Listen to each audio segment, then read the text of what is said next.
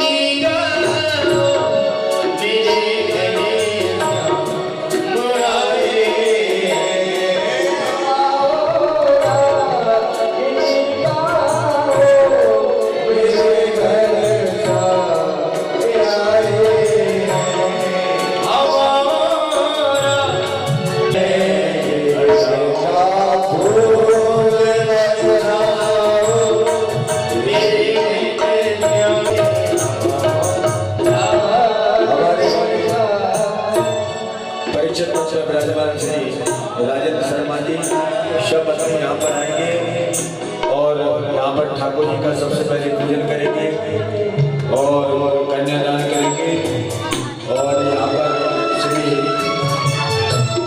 मदन मोहन जी शर्मा जी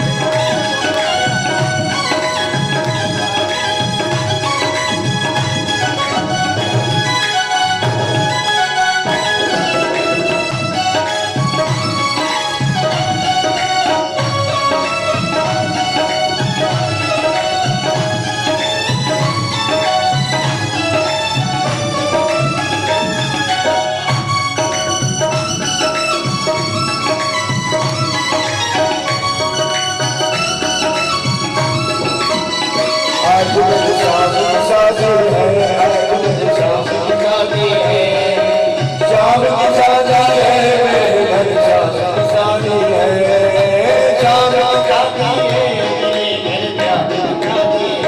आज मेरी सास की शादी है, आज मेरी सास की शादी है, मेरी सास की शादी है।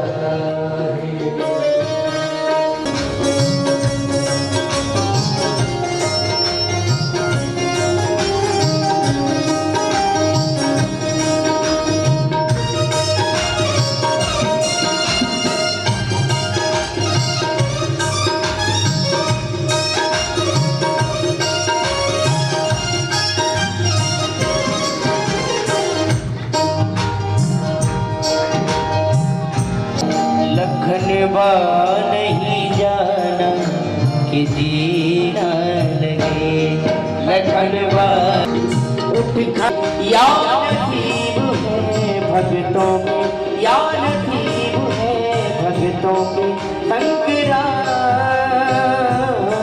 भोलेनाथ मेरे संगरा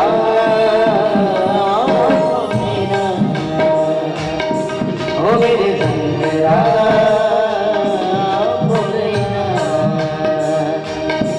तू करीब है भगतों के तू करीब है भगतों के संगरा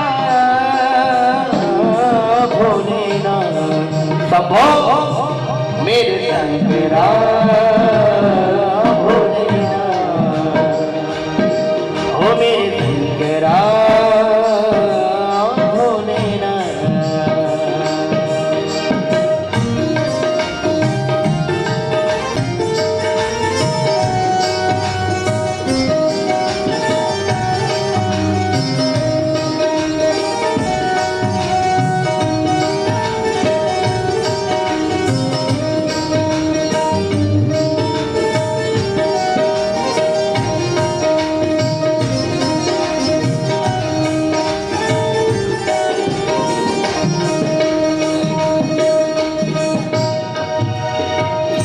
तन में भस्म रमाए तन में भस्म रमाए मुंडों की माला है तेरी कृपा है जग पे निराली भोले भिखारी मस्ती में नंदी झूमे मस्ती जो हुई है तूने मस्ती में नंदी झूमे मस्ती जो हुई है तूने तेरी कृपा से है संसार तेरा भोलेनाथ ओ मेरे संगरा संपूर्ण ओ मेरे संगरा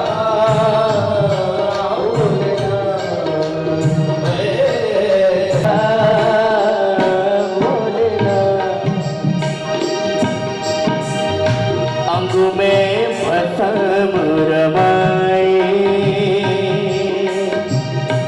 शिव का तांडव छाए तेरी कृपा है जग पे निराली हो तेरी कृपा है जग पे निराली मेरे बाबा विषधारी बाबा गरी हमारी धनी बाबा मेरे संगरा गनी लगा मेरे संगरा भोलेनाथ भोलेनाथ बोल शंभू बाबा की जय।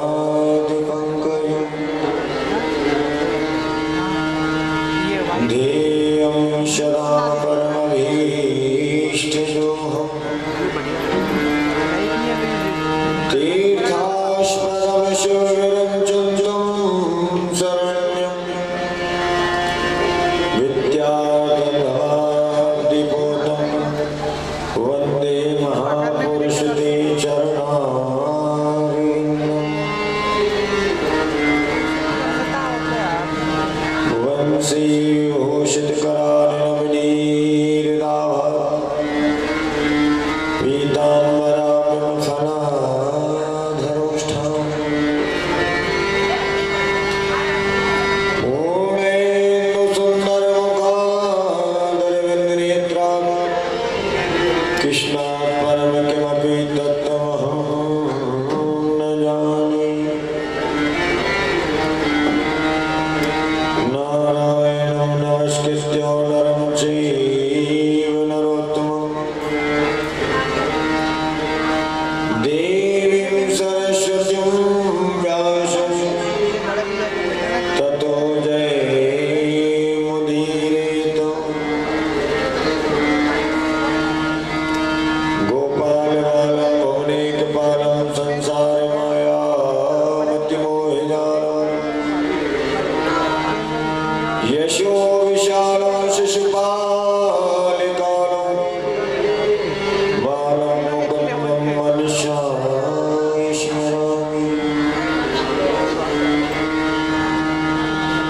प्राप्ति नहीं हो सकती है, लेकिन द्वापर में भगवान द्वारकाधीश का जब रुक्मणी जी के साथ विवाह होगा तो प्रथम पुत्र के रूप में तुम्हारे पति की तुमको प्राप्ति हो जाएगी।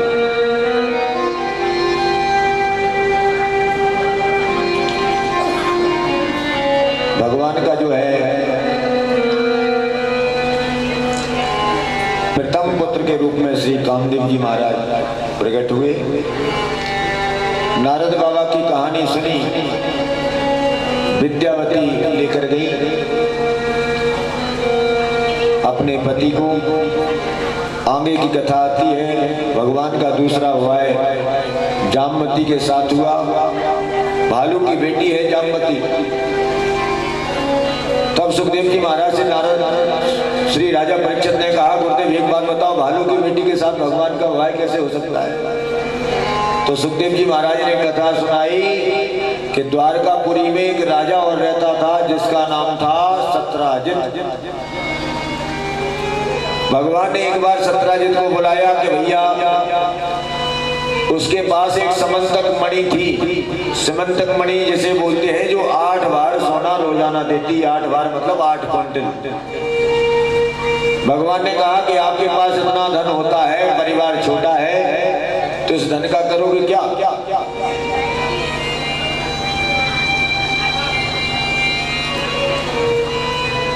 इससे अच्छा है कि समंतक मणि आप हमारे लिए सौंप दो और हम इसके लिए प्रजा की भलाई में लगाएंगे इस धन को।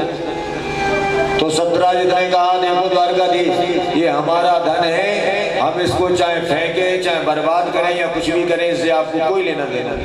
ये मणि जो है हमारे पास रहेगी, हमारी मणि है। भगवान ने कहा, हम तो केवल आपसे निवेदन कर रहे थे, इच्छा आपकी है जो आपको करना हो। सत्राजित गया, उसका एक भाई था प्रसेन। प्रसेन के लिए वो मणि को दे दिया।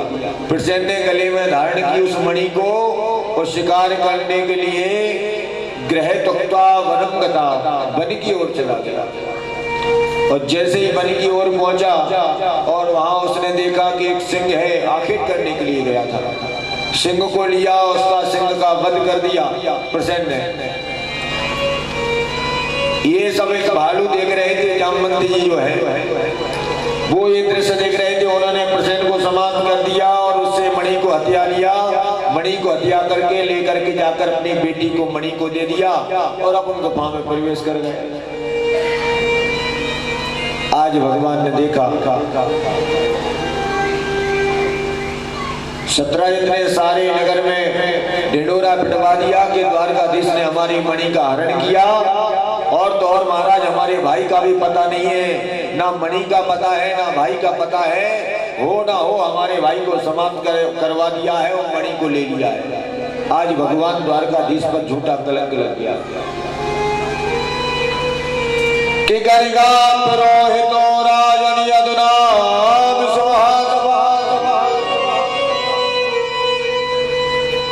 आज भगवान ने मन में विचार किया, किस कलंक को दूर करना है तो क्या करना चाहिए। बोले भगवान,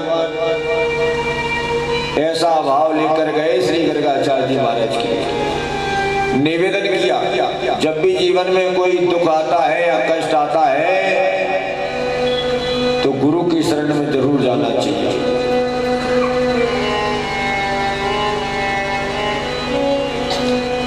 क्योंकि हमारे सनातन धर्म में तो गादी जो है उनके लिए विशेष महत्व दिया है। एक जो है राजा का सम्मान विशेष माना जाता है और दूसरा बोले गुरु का सम्मान विशेष माना जाता है। अगर बोले अयोध्या में दशरथ जी महाराज राजा के रूप में विराजमान है या भगवान श्री राम राजा के रूप में विराजमान है, तो एक गादी पर श्री वशिष्ठ जी महाराज हैं जो कि रास्ता दिखाने जा रहे हैं।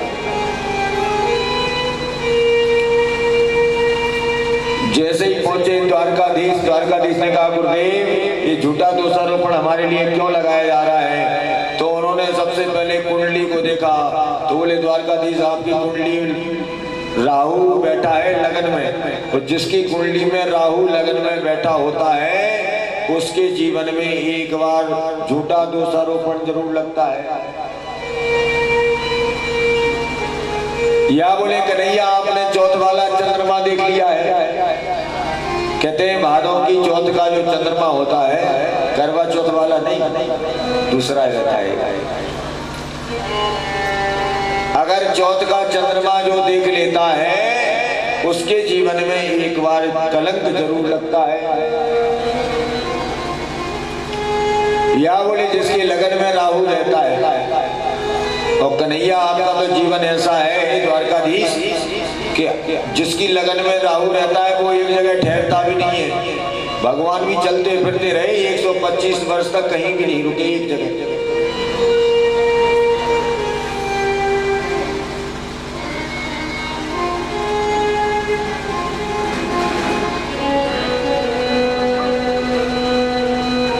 भगवान ने क्या किया? गुरुदेव से आज्ञा ली और गर्गाचार्य ने कहा जाओ अभी जंगल में आप देख लो, हो सकता है ये कलंक से आप बच जाए। ऐसा कोई अभी तो नहीं लग दिखता है हमको कुछ। आज्ञा पाई, द्वारकापुरी वासियों को साथ लिया द्वारकाधीश ने। पहुंच जाते हैं जंगल में, देखा तो आगे गए तो प्रसन्न मरे पड़े हैं, और आगे को गए तो सिंह के चरण दिखाई दिए तो सिंह मरा पड़ा हुआ है, और आगे गए तो भालू के पद चिन्ह मिले, और जैसे ही भालू के पद चिन्ह मिले तो भगवान पहुंच गए। जामवती उस समय बोले मणि से खेल रही थी। भगवान ने कहा ये मणि हमारे लिए दे दो। जामवती ने कहा कि मणि तो हम नहीं दे सकते, हमारे पिताजी ने मणि हमको दिया है। और जैसे ही आवाज सुनी जामवंत जी आ जाते हैं और भगवान के साथ युद्ध किया, और जैसे युद्ध किया तो एक दिवस नहीं 21 दिवस तक भगवान श्री द्वारकाधीश का और जामवंत जी का युद्ध चला। ये जामवंत जी कौन है? कोई साधारण नहीं है। श्री राम के समय में जो जामवंत जी हैं, लंका में गए थे वही जामवंत बनकर यहाँ पर आए द्वारका। राजा परीक्षित ने पूछा गुरुदेव एक बात बताओ ये यहाँ पर क्यों आए हैं? बोले इसलिए आए हैं क्योंकि उस समय राम जब राजा बन गए तो सबके लिए आशीर्वाद दे रहे थे। वहां पर सब खड़े हैं, हनुमान जी महाराज खड़े हैं, जामवंत जी खड़े हैं। बोले जो जिसको मांगना है सो मांग लो, आज हम आपको दे रहे हैं। और हनुमान जी महाराज वहीं पर खड़े थे। हनुमान जी महाराज से कहा कि आपको कुछ मांगना है तो आप मांग लो। जामवंत जी खड़े हैं तो हनुमान जी महाराज ने कहा कि हमको कोई पद नहीं चाहिए, क्योंकि अगर पद मिल जाएगा तो एक ना एक दिन पद के बाद फिर क्या लग जाता है? भूतपूर्व पद रहता है 5 साल का, 10 साल का, 20 साल का, उसके बाद एक ना एक पद से नीचे आना पड़ता है। और बोले हमारे लिए भूत तो हमारे आसपास ही नहीं आते हैं, भूत पिशाच निकट नहीं आते, हमें बोले कोई पद नहीं चाहिए। भगवान खड़े हैं, जानकी मैया खड़ी हैं कि भैया भरत कहे प्रभु से पुकार के, यही हनुमान मम बानन के चढ़ैया है। हे राम जी महाराज, ये वही हनुमान है जो हमारे बाणों पर चढ़कर गए थे। लखनलाल जी के नेत्र सजल हो गए। बोले हनुमान जी महाराज की तो बात ही क्या है, अगर ये ना होते। सुमित्रा मैया की ओर इशारा करके लखनलाल जी कहने लगे अगर ये ना होते तो मैया आज आपका लखन आपके समक्ष ना होता। कि भैया लखन कहे माता सुमित्रा सो, यही हनुमान मम प्राणन के बचैया है। जानकी मैया पर ना रहा गया और जानकी मैया ने हनुमान जी महाराज की बड़ाई कर दी। जानकी मैया कहती है कि इतने में जानकी कहने लागो, यही हनुमान मम मांग माहुर के बचैया है। तीनों देवियां बैठी हैं, कैकेयी, कौशल्या, सुमित्रा, राम दरबार में सब बैठे हैं और हनुमान जी महाराज की सराहना कर रहे हैं। और राम जी महाराज कहते हैं कि पृथ्वियों पे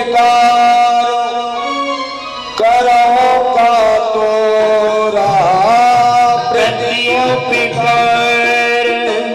करो का तोरा, सन्मुख हो न सकत मन मोरा।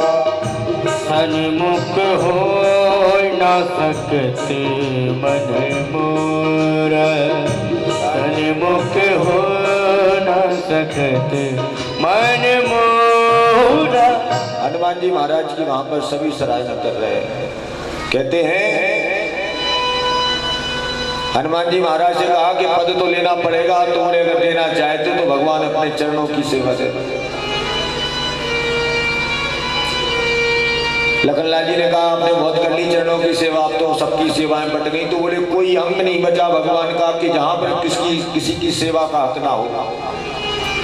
सभी ने अपनी अपनी सेवा ले ली। भरत शत्रुघ्न ने, लखनलाल जी ने, जानकी मैया ने। अब ज्ञानियों के भी ज्ञानी हनुमान जी महाराज, उन्होंने कहा कि भाई सारी सेवाएं ले ली तो हमको तो सेवा जरूर करना है भगवान की। तो बोले क्या करोगे? बोले जब भगवान जमाई लेंगे, उबासी जब लेंगे तो उस समय बोले हम चुटकी बजाएंगे। कहते हैं कि एक बार भगवान ने जैसे जमाई ली थी, रात्रि का समय था और हनुमान जी महाराज पूरी रात में चुटकी बजा रहे थे। उनको लगा कि पता नहीं भगवान को कब जमाई आ जाए, और सीताराम सीताराम सीताराम स्मरण कर रहे थे। तो बोले भगवान की जैसी जमाई ली भगवान ने तो मुख खुला का खुला रह गया, क्योंकि चुटकी बराबर बज रही है। तब सारे घबराए, जानकी मैया घबराई और वशिष्ठ जी महाराज को बुलाया। तब वशिष्ठ जी महाराज ने अंतर्दृष्टि से देखा। बोले भैया एक बात बताओ, सब लोग आ गए हैं और जब जब अयोध्या में संकट आया है तो संकट को हरण करने वाले अनंत बलवंशी हनुमंत लाल जी महाराज दिखाई नहीं दे रहे, वो कहाँ है? तब किसी ने बताया कि वो तो भगवान का नाम उच्चारण कर रहे हैं ऊपर बैठकर।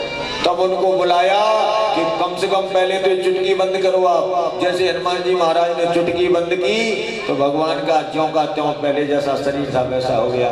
हो मेरी अखियों के सामने ही रहना, हो बाबा वीरो बजरंगी, मेरी अखियों के सामने ही रहना, हो बाबा मेरे दस बिहारी लाल की सोनी रानी, दस बिहारी लाल की सोनी रानी।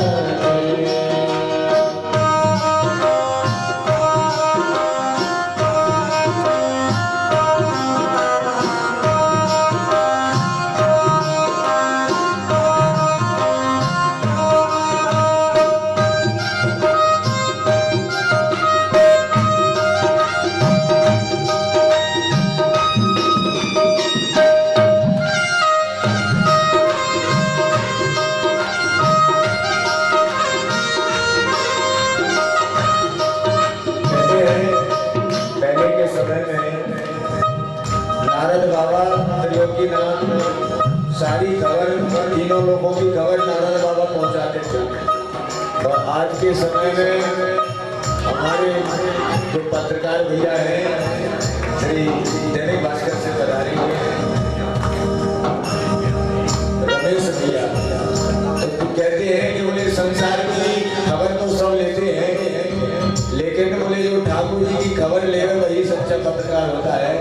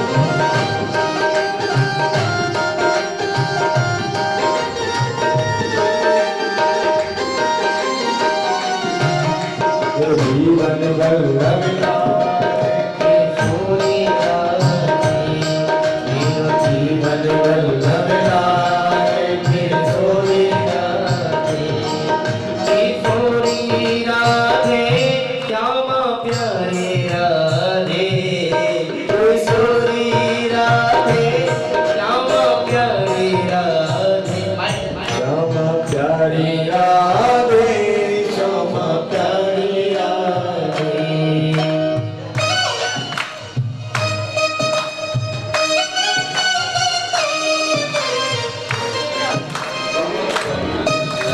सर्वोच्च शक्ति माँ दुर्गा भवानी माँ चामुंडा के चरणों में नमन करते हुए व्यास जी जो कि आज इस महायज्ञ की पूर्णाहुति, कल पूर्णाहुति ना महाराज जी, कल ही है ना ये कथा पूर्व में हमारे कैलाश जी सांवरिया परिवार की ओर से सन सिटी 2 में कराई गई थी रिद्धि सिद्धि के दाता के दरबार में।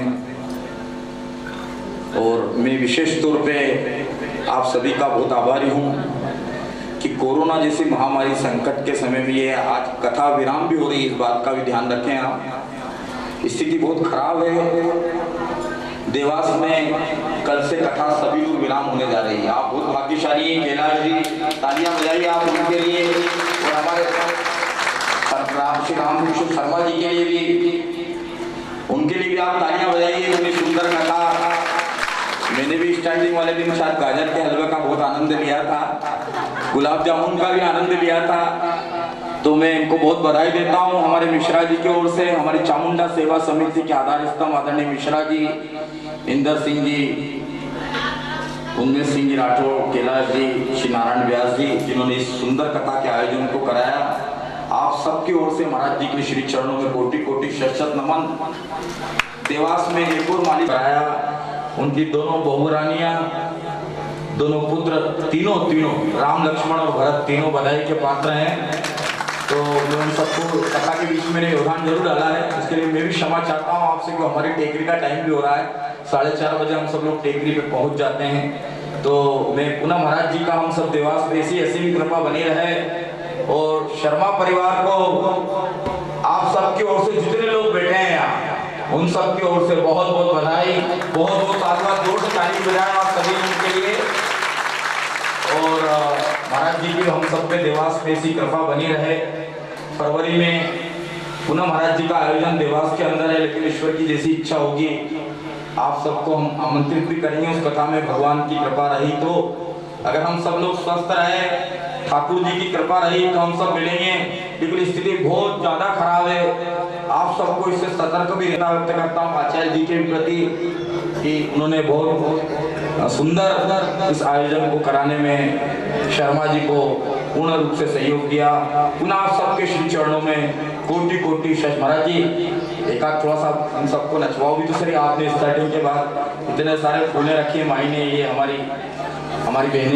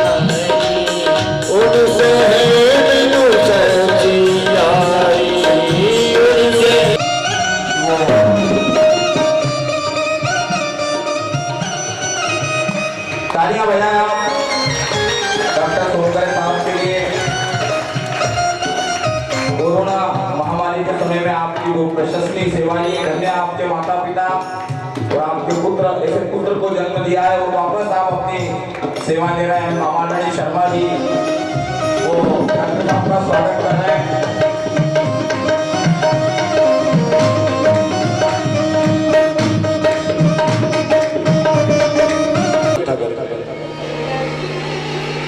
मन में विचार किया,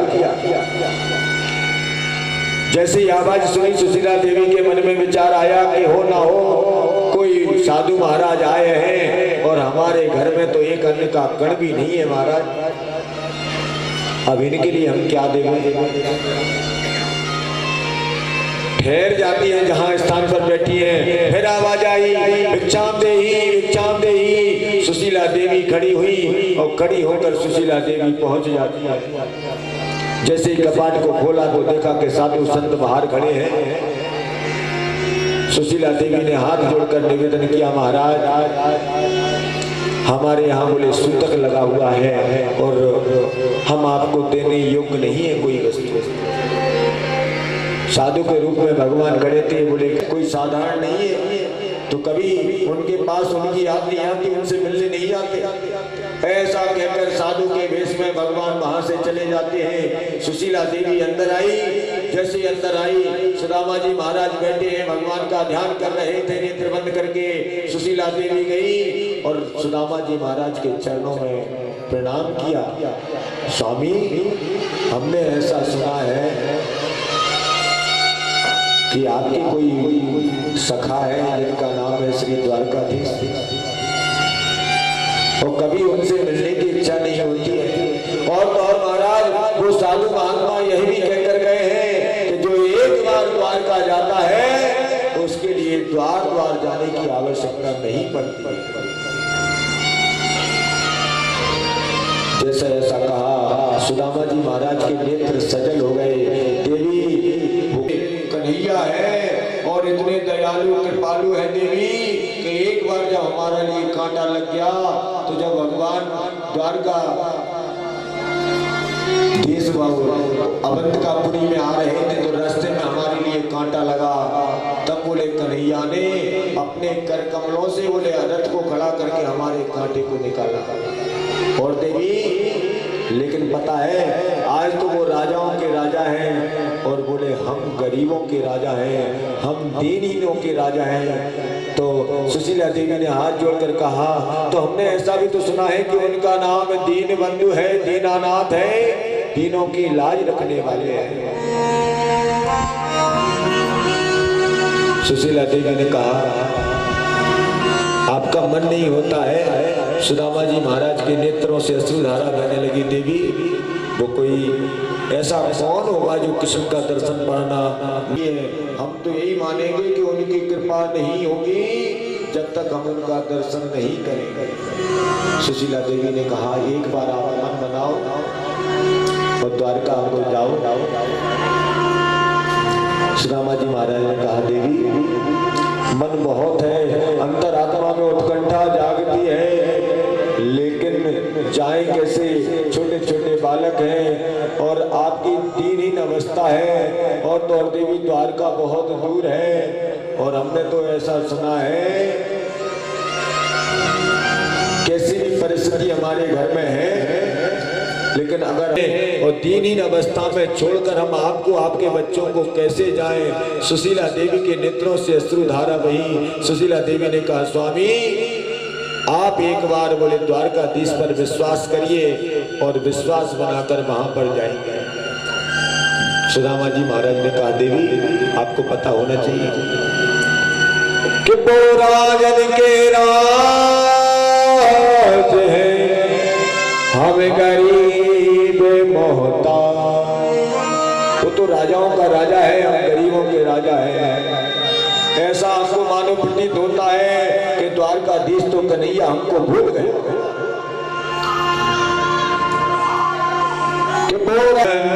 महाराज अगर हम द्वारकाधीश के पास जाते भी हैं तो पता नहीं वो हमारे लिए पहचानेंगे कि नहीं पहचानेंगे। और देवी कुछ जगह ऐसी है जहां पर कुछ ना कुछ लेकर जाना चाहिए। राजा के यहाँ जाएं तो कुछ ना कुछ लेकर जाएं, गुरु के यहाँ जाएं तो कुछ ना कुछ लेकर जाएं, वैद्य के यहाँ जाएं तो कुछ ना कुछ लेकर जाएं, मित्र के यहाँ जाएं तो कुछ ना कुछ लेकर जाएं। कि राजा गुरुकुल देवता वैद्य मित्र अनाथ और इनके सम्मुख जाइए जब कुछ हो के लिए हम समर्पित कर देते हैं तो भगवान प्रसन्न हो जाते हैं। उनको संसार की वस्तु से कोई आवश्यकता नहीं।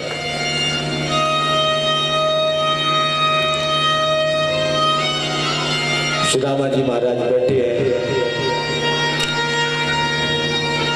सुशीला देवी ने कहा कि आप मन बनाइए,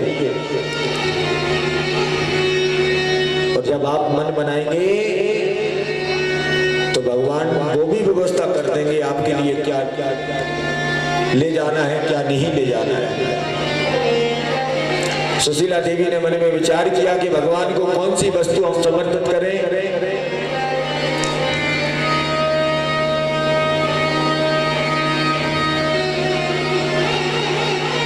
अक्षत लेकर आई, 4 मुट्ठी चावल 4 घरों से लेकर आई। यत्वा चतुर्मुष्टान पृथक दंडोलान, 4 मुट्ठी चावल इसलिए लेकर आई, एक पीले चावल है, एक चिट्टे चावल है, एक त्रुटि वाले चावल है।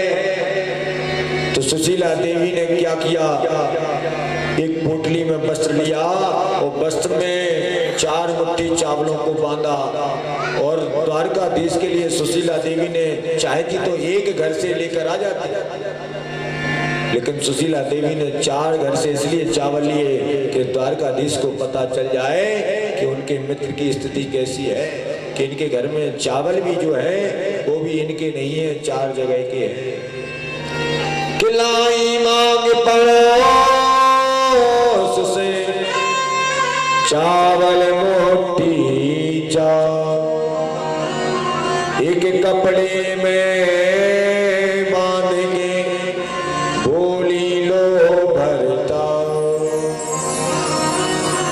सुशीला देवी चावलों को लेकर आई। सुदामा जी महाराज के नेत्र सजल हो गए। धर्म के रास्ते को दिखाने वाली, धर्म के रास्ते पर चलाने वाली तो धर्म पत्नी है।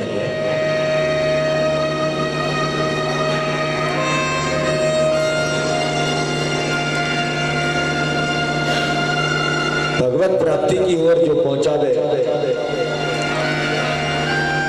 वही पत्नी होती है जो अपने पति को धर्म मार्ग पर चला दे।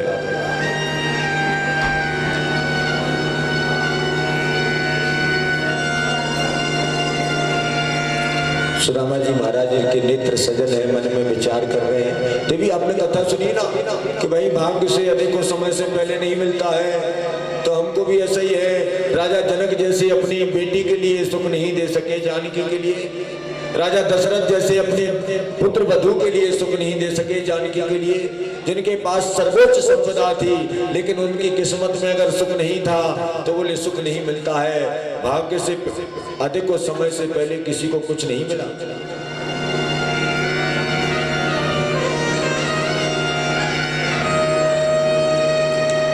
सही बात तो यही है, जीवन में जब तक हमारा भाग्योदय नहीं होता है, समय जब तक नहीं जुड़ता है, जब तक हमको सुख संपदा यश वैभव कीर्ति प्राप्त नहीं हो सकती। अगर हमारा भाग्योदय है और परम परमात्मा की कृपा है, कहते हैं नवग्रह जो है आपके बिल्कुल अनुकूल ना होवे, लेकिन भगवान का अगर अनुग्रह है आपके अनुकूल होता है तो सुख संपदा यश वैभव कीर्ति आपके पीछे दौड़ती है।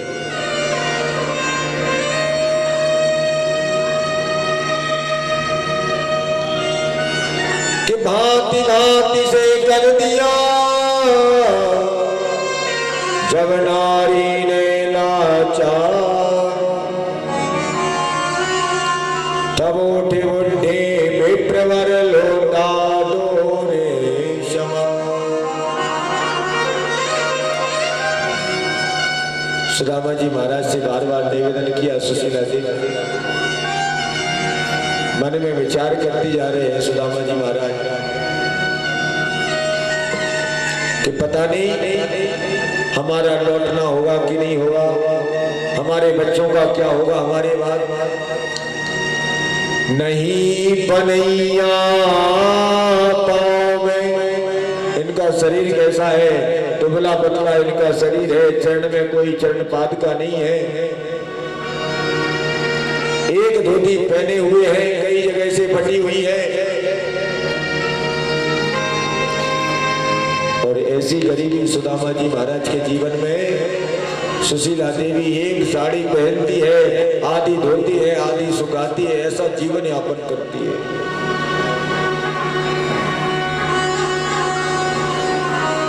कि नहीं पनैया पाँव मैंने वस्त्र से हीन, चले सुदामा द्वारिका मुख मलिन कर लीन। सुदामा जी महाराज द्वारका के लिए जैसे खड़े हुए, सुशीला देवी बड़ी प्रसन्न हो रही है कि आप द्वारका नाथ से मिलने के लिए जा रहे हो, और जब आपके वो मित्र हैं तो चर्चा जरूर होगी, एक दूसरे से जब चर्चा होगी तो ये भी पूछा जाएगा कि हमारी भाभी कैसी है कि नहीं है। तो अगर हालचाल हमारा पूछे सुदामा जी महाराज, तो आप हमारी तरफ से बस 2 शब्द कह देना कि हे द्वारकाधीश। अगर द्वारकाधीश पूछे कि हमारी भाभी कैसी है, तो द्वारकाधीश से हमारी तरफ से कह देना कि द्वारकाधीश 1 महीने में 2 एकादशी होती है, और 2 एकादशी में प्रत्येक वैष्णव जो है व्रत रखता है, निराहार रहता है। और नंदलाल जी हमारे यहाँ तो रोजाना एकादशी हो रही है, ऐसी परिस्थिति है हमारे यहाँ की कि 1 मास 2 पाक में 2 एकादशी हुए। वो मेरे नंद घर नंद लाल जो नित्य एकादशी हो। हमारे यहाँ तो रोजाना एकादशी होती है, ऐसा संदेश हमारी तरफ से द्वारकाधीश के लिए दे दें।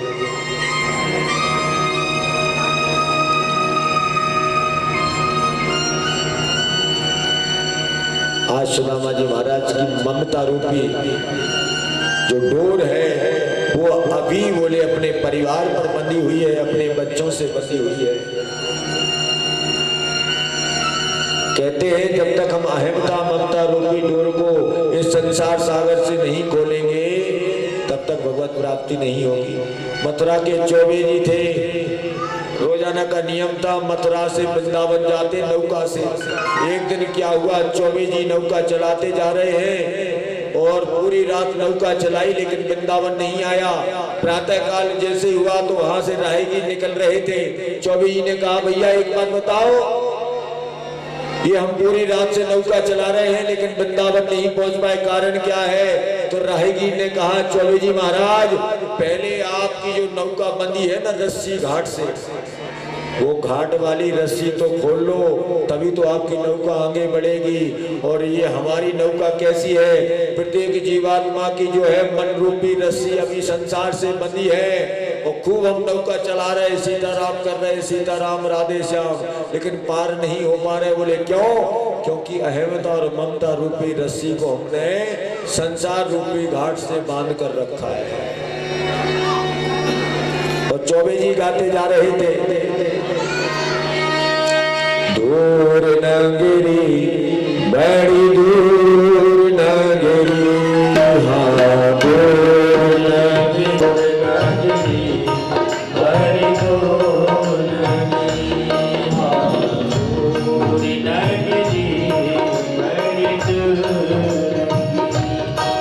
कैसे आऊं मैं कन्हैया, कैसे आऊं मैं कन्हैया, तेरी प्यार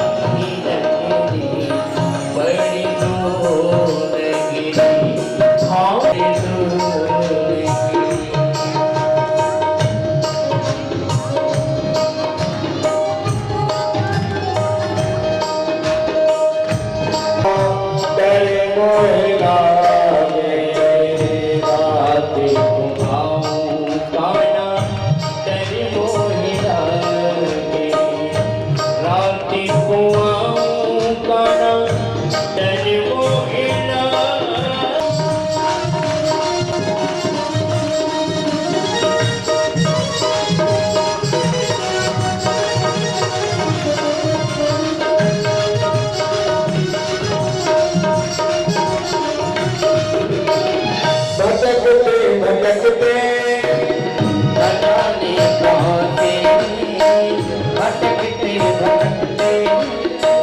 न जाने कहाँ से तुम्हारी के करीब आ गया। न घबराओ प्यारे जरा तुम सुदामा, न घबराओ प्यारे जरा तुम सुदामा।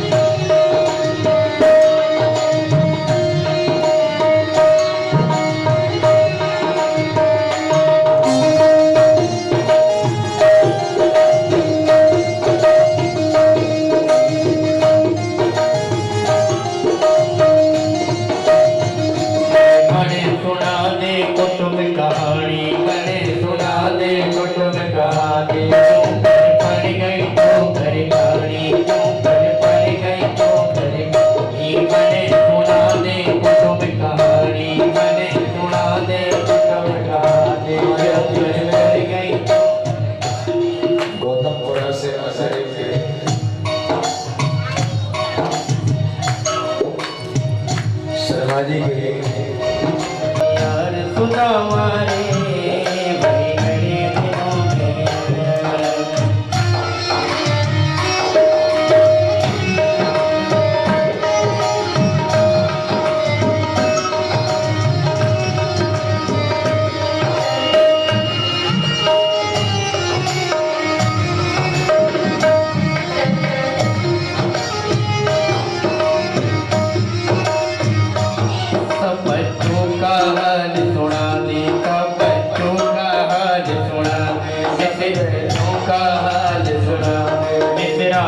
की बात बता दे, मिश्राणी की बात बता दे, सब बच्चों का हाल सुना दे, सब बच्चों का हाल सुना दे, मिश्राणी की बात बता दे, मिश्राणी की बात बता दे, मिश्राणी की बात भाई गए हो गए तो हमने मंत्र नहीं दे पाए। अच्छा आपने गवाही किया कि नहीं? द्वारकाधीश बोले हाँ। बोले कितने किए? बोले 16,108। बोले आपने 16,108 गवाही किए। बस ठीक है, बिराजी राव यही बैठो, सुदामा जी बैठे।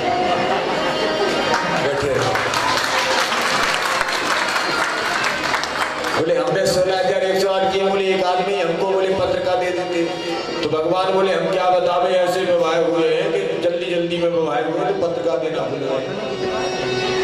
बोले अच्छा एक बात बताओ आपके बच्चे कितने हैं? सुदामा जी बोले 5। बोले कितने बड़े बड़े हैं? बोले एक 2 साल का, एक 4 का, एक 8 का, एक 15 का। बोले ऐसे नहीं, ऐसे साइड से बताओ। तो सुदामा जी ने सोचा कि हो सकता लिया और एक पोटली को खोला और एक मुट्ठी और दूसरी मुट्ठी जैसे खाई, तीसरी मुट्ठी को रुक्मणी ने पकड़ लिया कि अपने को दो कुछ रखो,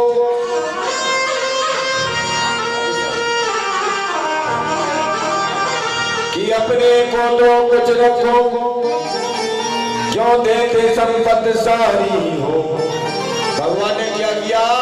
एक मुट्ठी में ही कहती है कि तुमने निभाल सका का प्रभु हद से जाना सम्मान किया, तो 2 मुट्ठी चावल खा करके 2 लोगों का धन दान किया। 2 मुट्ठी चावल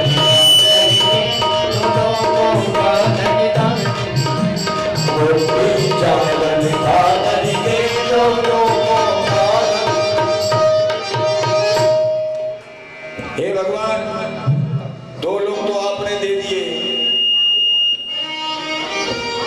कि अपने को तो रहे भिखारी हो कर दिया भिखारी, कुछ हो रहे भिखारी कर दिया भिखारी को राजा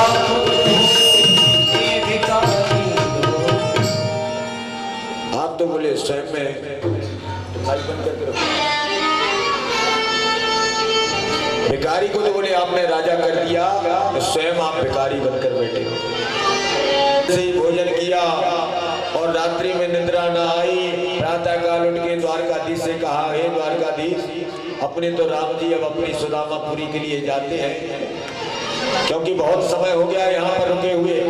जैसा ऐसा कहा तो भगवान ने कहा ठीक है आपकी जैसी इच्छा।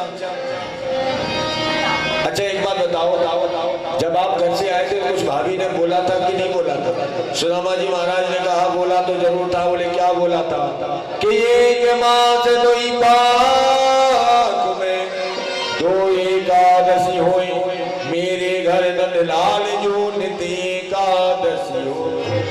तो बोले हमारी तरफ से भी भाभी से कह देना कि होनी थी सो हो गई, अब ऐसी ना हो। भाभी तेरे भवन में नित्य द्वादशी होए। जैसे द्वादशी का पारायण होता है वैसे रोजाना आपके यहाँ पारायण हो गए, ऐसा भगवान ने आशीर्वाद दिया। सुदामा जी महाराज चल पड़े, भगवान मुट्ठी बांध कर आए, सुदामा जी को रास्ता दिखाए कि भाई सत्य मार्ग पर, धर्म के मार्ग पर जाओगे तो आगे चलकर सत्य मार्ग आपको प्राप्त हो जाएगा। सुदामा जी मन में विचार कर रहे हैं तो चलिया है, हम समय रहते मुट्ठी बांध कर आया है तो कुछ देगा विदाई में, लेकिन तो पहले से चलिया है तो कोई बात नहीं, अपने राम जी तो प्रसन्न है। सुदामा जी पहुंचे अपने नगर में जहाँ पर उनकी जो झोपड़ी थी, आज देखा वहां तो सोने का महल है।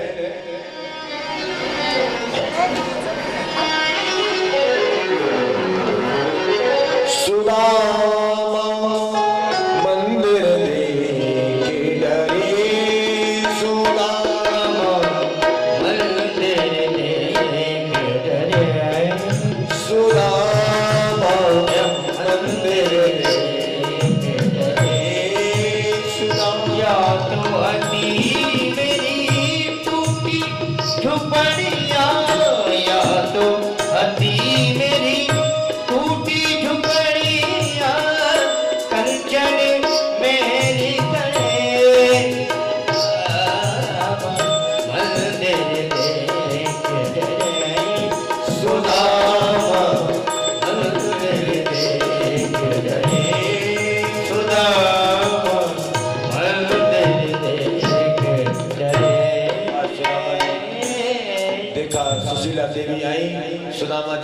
को सुशीला देवी ने जैसे ही देखा और तुरंत दौड़ती हुई आई सुदामा जी महाराज के समक्ष। जैसे सुशीला देवी पहुंची आंटी लेकर, सुदामा जी ने कहा आप कौन? बोले हम आपकी पत्नी सुशीला। सुदामा जी ने कहा कि हम कैसे माने, ये कंचन का महल है, आप हमारी पत्नी हो कि हम सपना देख रहे हैं? सुशीला बोली स्वामी वास्तविकता में हम आपकी पत्नी हैं, आप हमारे स्वामी हैं। बोले सुदामा जी महाराज बोले सुशीला जी आपका तो पूरा हाव भाव बदल गया है। बोले महाराज जब कुछ धन होता है तो व्यक्ति का अलग भाव रहता है। सुशीला देवी के जो है कांच पर सो लिखा था, सुदामा जी महाराज समझ गए। बोले देवी आप भले ही सोने के महलों में रहो, सोने की थाली में भोजन करो, अपने राम जी तो भजन के लिए जाते हैं। सुदामा जी चलने लगे, भगवान आए और भगवान ने सुदामा जी को दर्शन दिया। सुदामा जी महाराज ये हमारा प्रसाद है और प्रसाद समझकर आपको इसको ग्रहण करना है।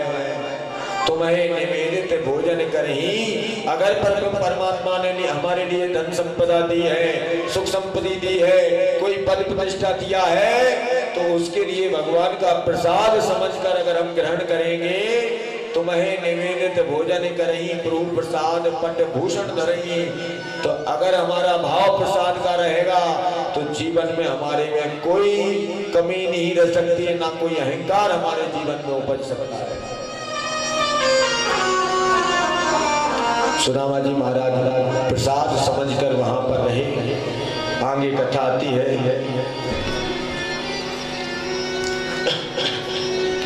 कुरुक्षेत्र में भगवान का पहुंचना हुआ। राधा रानी का दर्शन करने के लिए समस्त गोपिकाएं आई। भगवान की 16,108 पटरानियां जो थी, राधा रानी का सभी ने दर्शन किया। मैया यशोदा से कुरुक्षेत्र में भगवान का मिलना होगा और कुछ समय तक भगवान वहां पर रहे कुरुक्षेत्र में।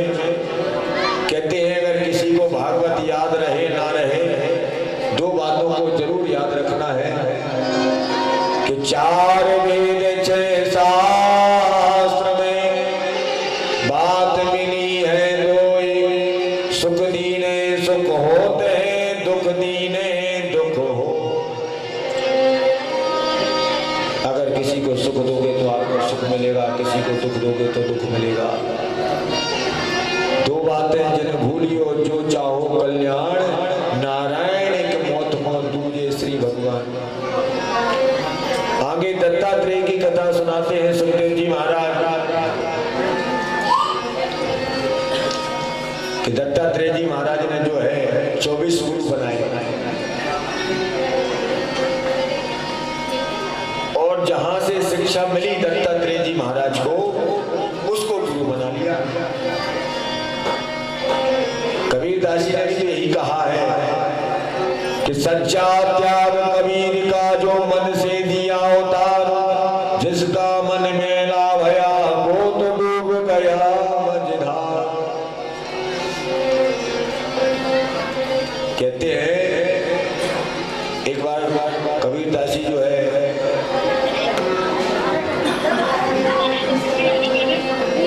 ने देखा एक चक्की चल रही थी, चक्की होती ना, अभी चल रही है कथा। चलती चक्की देख कर दिया कबीरा रोए। ये चक्की कौन सी है? 2 पाटों वाली है, दिन और रात। ये चक्की जो है मानव की है। चलती चक्की देख कर दिया कबीरा रोए, 2 पाटन के बीच में सावत बचा।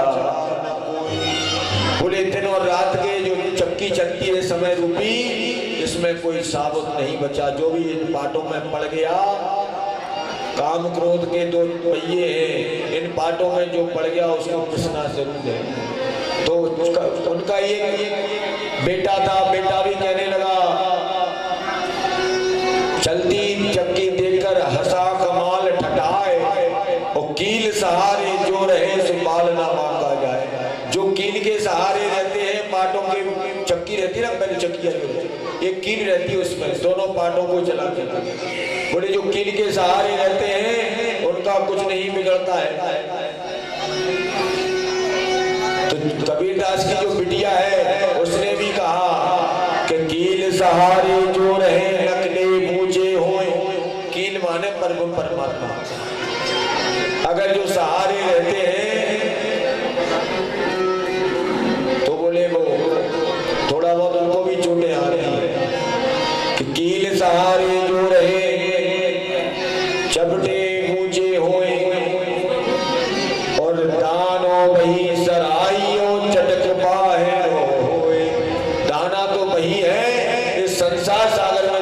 जीवात्मा आया है, संसार सागर की संपदा को सारा उसने अपना जो कर्तव्य कर्म है, जो पितृ ऋण होता है और जो ऋषि ऋण होता है, जो मातृ ऋण होता है, उन ऋणों से जो उबर कर हमारा पितृ ऋण का वो ऋण हो जाते हैं। जिस दिन बोले हमारी संतान हो जाती है, हम उसको पाल पोस कर बड़ा कर देते हैं, उसका विवाह कर देते हैं, उसी दिन जीवात्मा पितृ ऋण से ऋण हो जाता है। ऋषि ऋण से हम सब ऋण हो जाते हैं। बोले जिस दिन हम सत्कर्म कर लेते हैं, अपने द्वारा कोई धार्मिक आयोजन कर दिया, धर्मशाला बनवा दिया, गौशाला में निर्माण कर दिया, बोले उस समय हम ऋषि ऋण से ऋण हो जाते हैं। ये दिन रात का जो चक्की का पहिया चल रहा है, इसमें कोई मानव साबुत नहीं बचा है। बोले साबुत वही है जो संसार में रहते हुए भी अपने कर्तव्य कर्मों को करके, और जब संन्यास आश्रम आता है, चौथापन आता है, वो चटक बाहरा हो जाए, संसार की मोह माया का पंजा कर दे, वही सच्चा संत है, वही सच्चा गृहस्थ है। आजकल पूछो भैया, अब तो आप 70 साल के हो गए, कम से कम अब तो भजन कर लो, तो कहते हैं ये मोह माया के जाल में जीवात्मा फंसा रहता है, और कहता है महाराज अभी नाती का विवाह और हो जाए, इसके बाद बस अब भजन ही करना है। और नाती का विवाह भी हो जाता है, फिर कहते महाराज अब उसका मुंह और देखना है, उसके छोरा और हो जाए। कि माया है, माया में प्रत्येक जीवात्मा हो जाता है।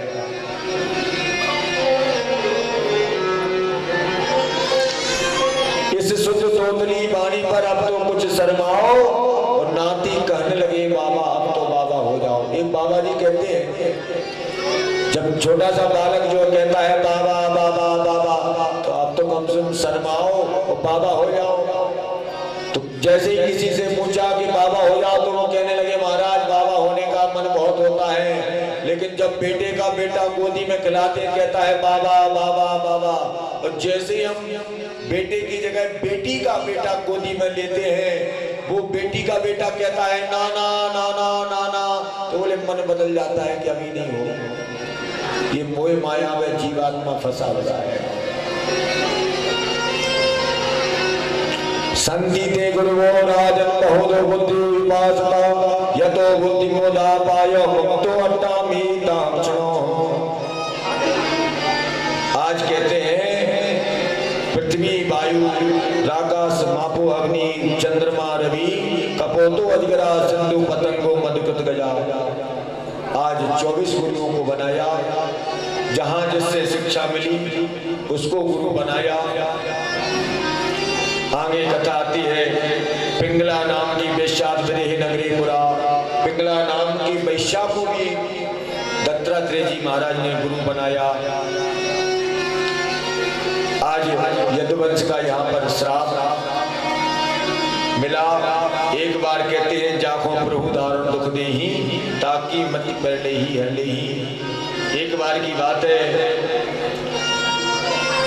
एक शाम नाम का भगवान का जो है नाती है, और शाम नाम के नाती ने कश्यप वशिष्ठ अत्रि इत्यादि बैठे हुए थे, उनके सामने साड़ी बांधी उधर पर, और पहुंच गया। बोले बाबा जी बताओ हमारे यहाँ जो है लाला होगा कि लाली होगी?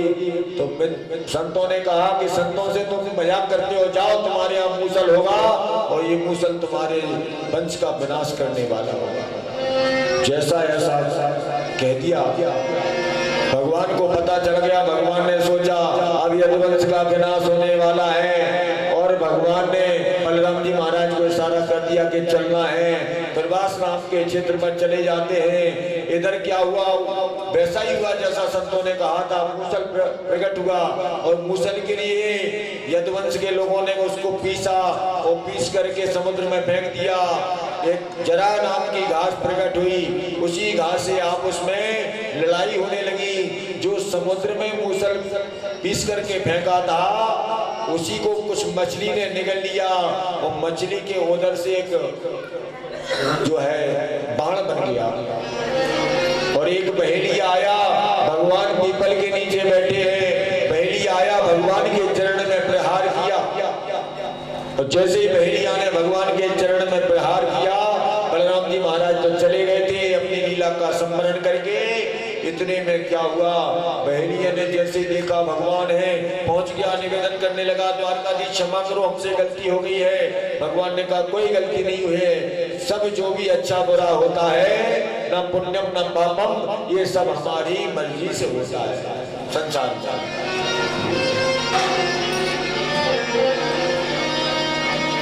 कहते हैं एक दिव्य ज्योति निकली और भगवान की जैसे जाने लगी। उद्धव ने कहा भगवान, अर्जुन वहां पर खड़े हैं। अर्जुन ने कहा भगवान हमारे लिए क्या क्या है? बोले हमारी गोपी ग्वाल वालों को ले जाना, सुरक्षित पहुंचा देना। वही अर्जुन गोपिकाओं को लेकर आए थे कि समय बड़ा नहीं होते हैं, मनुष्य बड़ा नहीं होते हैं, समय बड़ा बलवान। अर्जुन भीलन लूटी गोपिका पे अर्जुन बेईमान। भगवान चले गए गोलोक धाम को। इधर कहते हैं उद्धव जी महाराज से भगवान ने कहा था, उद्धव ने कहा भगवान जब आप जा रहे हो तो इस धर्म का क्या होगा?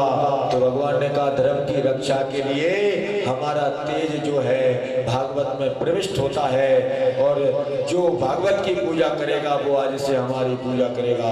बोली भागवत भगवान की जय। और भगवान ने अपना तेज लिया, भागवत जी में प्रविष्ट कर दिया। आगे कथा आती है, राजा परीक्षित को ऐसी कथा सुना रहे थे सुखदेव जी महाराज कि सप्तम दिवस था, तक्षक नाम का एक सर्प आया।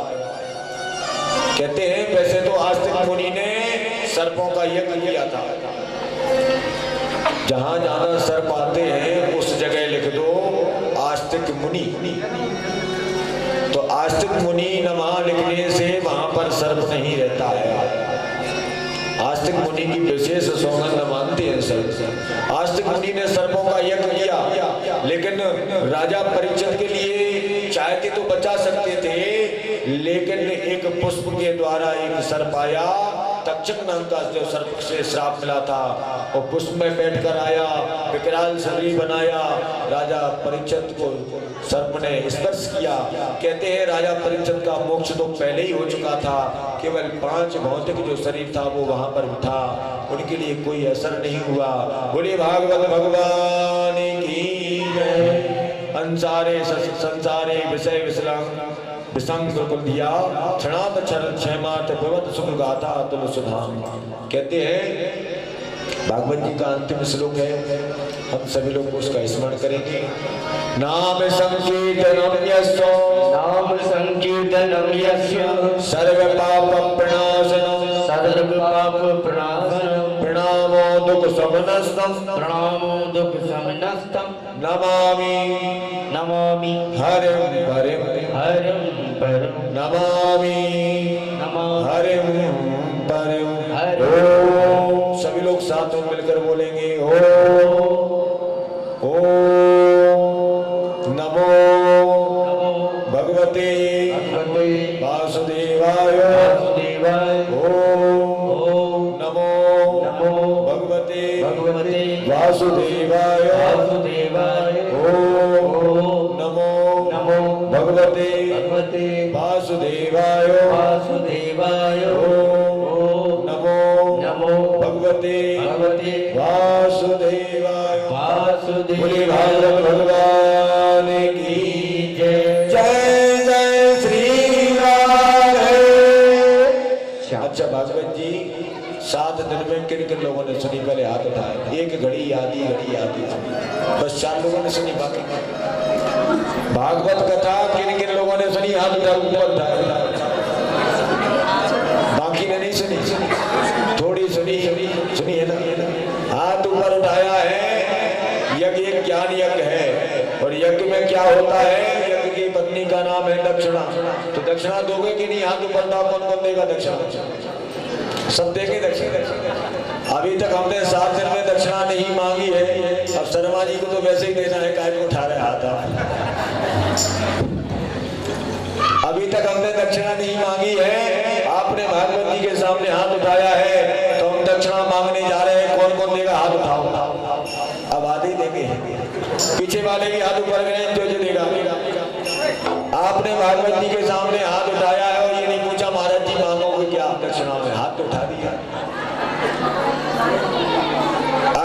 दक्षिणा देना चाहते हो तो सच्चे हृदय से देकर जाना।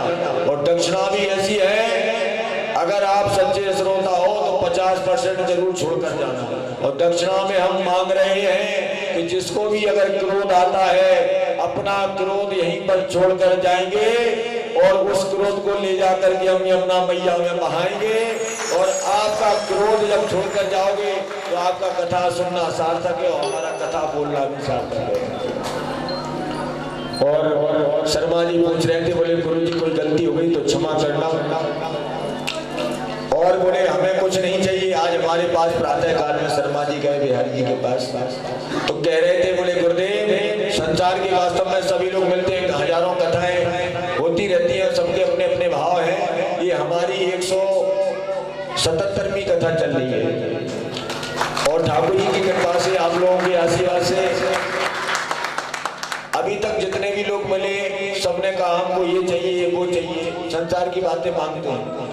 लेकिन देवास में जब से हम आए हैं, दूसरी कथा चल रही है, देवास के लोगों ने आज तक हमसे कोई आकांक्षा नहीं की है कि हमारे लिए ये दे जाओ, आपके वो दे जाओ। क्योंकि जहाँ पर देवों का वास है, माँ भगवती ब्रह्मा जगदम्बा चामुंडा मैया जहाँ पर विराजमान रहती है, वहाँ पर सुख संपत्ति और समृद्धि सदैव बनी रहती है। और माँ भगवती से यही प्रार्थना है कि आपके जीवन में सुख शांति यश वैभव कीर्ति सदैव देवासवासियों के लिए प्राप्त हो गए। क्योंकि देवासवासियों ने जो हमारे लिए हृदय से स्नेह दिया है, जो आत्मीय प्रेम दिया है। और पता है शर्मा जी सुबह क्या मांग रहे थे, बोले गुरुदेव हम एक वस्तु मांगना चाहते हैं। हमने क्या मांगना चाहते हो? बोले जो अभी हम जैसा कार्यक्रम चल रहा है ना ठाकुर जी का, ऐसा कार्यक्रम बोले हम हर वर्ष कराते रहे, बस यही आशीर्वाद हम मांगने आए हैं। तो हमें ये बिहारी जी वो भी पूरा करेंगे आपका। और धन्य है इनके माता पिता के लिए, जननी जने तो भक्त जन के दाता के सुख। कहते हैं अपने लिए तो संसार जीता है, अपने लिए संसार करता है। जो माता पिता के लिए करता है या अपने पितरों के लिए करता है, वो एक पीढ़ी के लिए नहीं 21 पीढ़ी के लिए बोले तृप्ति दे देता है। और उनके पितर जो स्वर्ग में बैठे रहते हैं वो भी बड़े प्रसन्न होते हैं कि आज हमारे यहाँ ऐसी सुसंतान प्राप्त हुई है जो हमारा यश और गुणगान आगे बढ़ा रही है। जो भी शब्द आप लोगों के लिए यहाँ से अच्छे ना लगे हो, परसों से हमारी कथा 11 तारीख से महालक्ष्मी नगर इंदौर में होने जा रही है। लेकिन कोविड के अंतराल को देखते हुए सूक्ष्म में कथा होगी, अब विशाल रूप से नहीं हो पाएगी। सभी से यही निवेदन है, माता तुल्य माँ, भाई तुल्य भाई, पिता तुल्य पिता। जो भी शब्द हमारे अच्छे ना लगे हो, इन शब्दों को यहीं पर छोड़कर जाएंगे। और संसार परदेसी है, हम भी एक परदेसी है, लेकिन आप लोगों के बीच में वास्तव में हमको ऐसा नहीं लगा कि हम कहीं बाहर आकर के कथा कर रहे हैं। ऐसा महसूस होता है देवास में तो कहीं भी कथा करें, ऐसा महसूस होता है जैसे परिवार में बैठ करके और अपनी चर्चा चल रही है।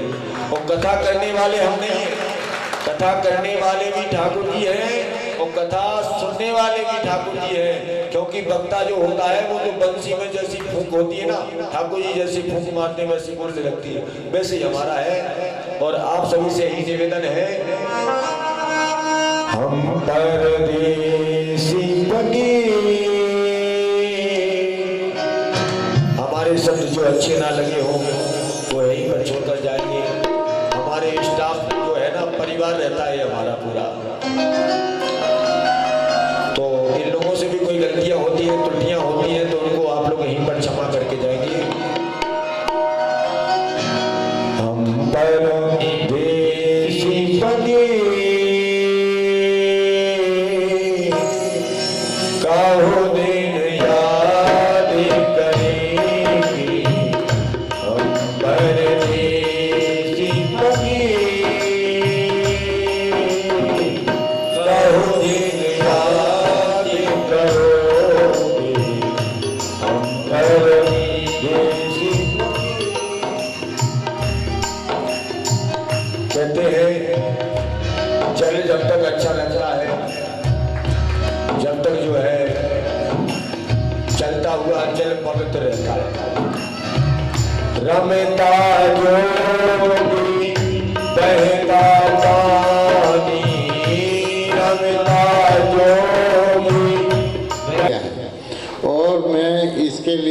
परिवार हमारे आचार्य जी का बहुत बहुत आभार और धन्यवाद मानता है, क्योंकि उनके श्रीमुख से हमने जीवन की वो प्रेरणा ली है जो भागवत कथा के माध्यम से आचार्य जी ने हमें समझाई है। तो मैं आप सबसे यही निवेदन करूँगा कि अपने जीवन को धन्य बनाएं और जो गुरु जी ने बताया है उसी मार्ग पर चलने का कोशिश करें। और मेरे कॉलोनी वासियों को मैं बहुत बहुत धन्यवाद देता हूँ कि वो भी आए हैं और उन्होंने भी रसवादन लिया है। हमारे समाज के जो बहुत भाई बंधु आए हैं, माताएं आई हैं, उनका भी बहुत बहुत आभार। और दूर बाहर से हमारे मेहमान जो पधारे हैं उन सभी को बहुत बहुत धन्यवाद, जिन्होंने यहाँ आके इस भागवत गंगा में आनंद लिया है, इसका रसवादन किया है। धन्यवाद।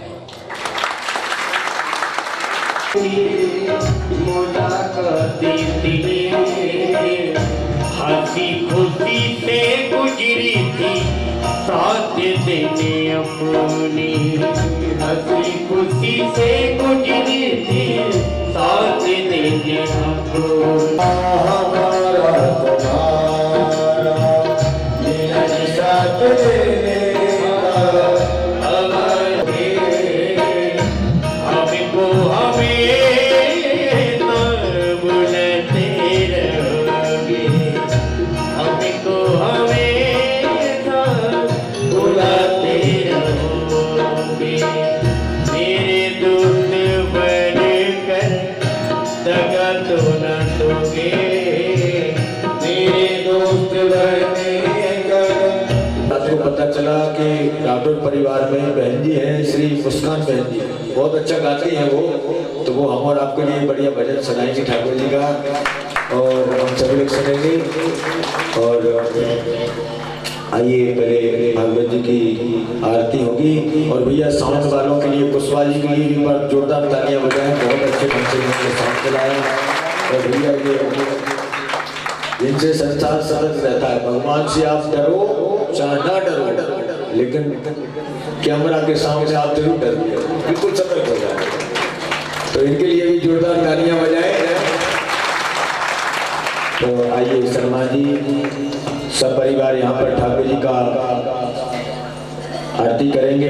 भैया श्री विशाल शर्मा एवं इनकी धर्मपत्नी श्रीमती किरण शर्मा, भैया श्री विपिन शर्मा एवं इनकी धर्मपत्नी श्रीमती गौरी शर्मा, एवं वैभव भैया एवं श्री मोहनलाल जी शर्मा एवं श्रीमती ज्योति शर्मा।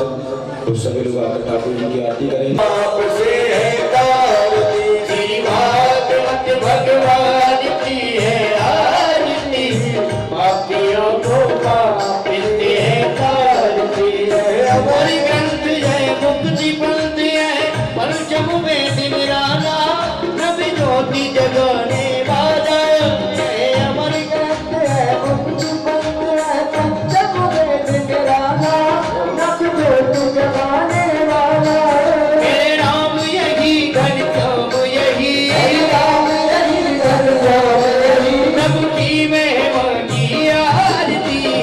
पापियों को पापिते हैं तारती। भागवत भगवान की है आरती, पापियों को पापिते हैं तारती।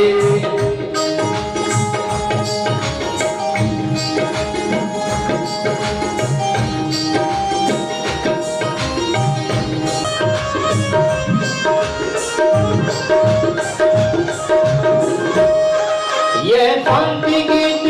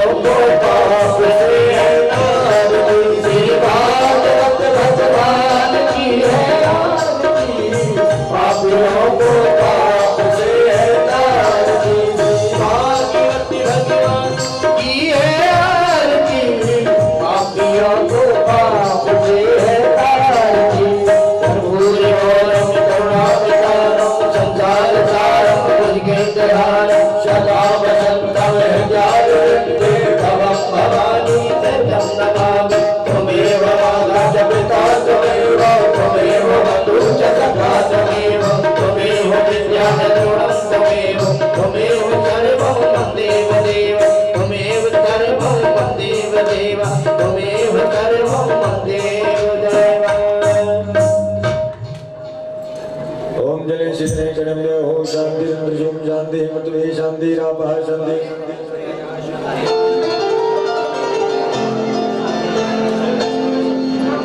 रापः शांति रोगया शांति वनस्पतया शांति विषयवा शांति ब्रह्म शांति शरभूम शांति शांतिरेव शांति श्यामा शांति निधि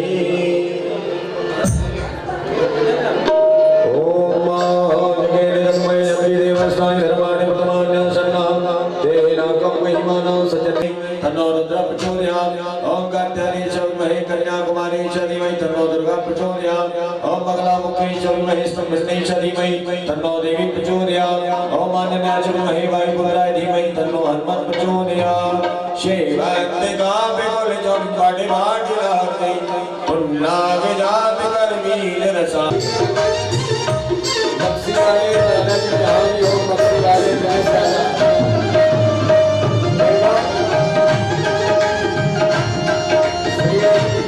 सामरिया जी सा परिवार सामरिया जी सा परिवार जोगी रजे में भूली रे रसिया जोगी रजे में भूली रे रसिया।